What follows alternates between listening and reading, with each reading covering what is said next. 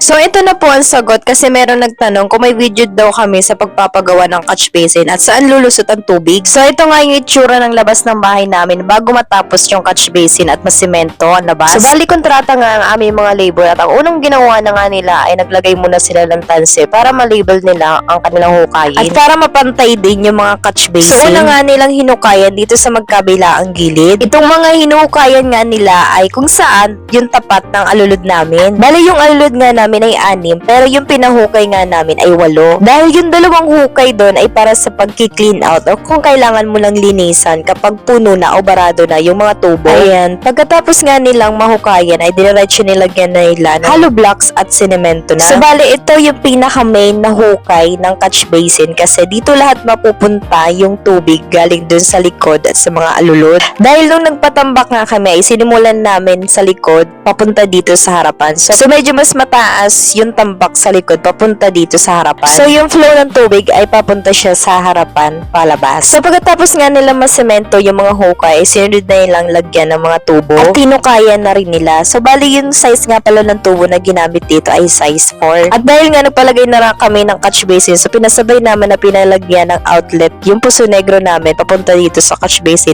para kung sakali mapuno yung puso negro ay meron ito singawan. Gayun din pinasabay na namin itong alulod ng para sa terrace sa likod at yung mga abang nga para sa aming dirty CR at dirty kitchen. So andyan yung mga abang niya pati na rin nga yung clean out para sa puso negro. Kaya mahalaga na pinauna talaga namin yung bubong dito sa laundry area. And next nga itong pagka-catch basin. So bali ito naman nga yung pangalawang main na catch basin na hukay. So lahat ng tubig na sinasalo ng aming catch basin ay lulusot dito sa labas ng bakod namin. So bali yung tubo niya ay hanggang dito sa labas. So ito na siya pagkatapos at dahil nga nalagyan na ng mga catch basin at nalagyan na ng mga tubo so pinasemento na namin yung paligid. At para rin wala na akong dadamuhan. Dahil kada uwi nga namin dito sa aming dream house ay palagi na lang ako nagbubunot ng damo. So bakit nga ba mahalaga ang pagkakaroon ng catch basin? So simple lang para hindi tayo bahain sa labas ng bahay natin o sa loob ng ating bakod. Lalo pa at hindi na biro ang ulan-ulan ngayon. So konting ulan-ulan nga lang diba nagkakaroon na ng baha or nagsagigisanhin na ito ng baha sa atin. So pag wala tayong catch basin so matatambak lang siya or may stock lang siya dito sa gilid sa labas ng bahay natin.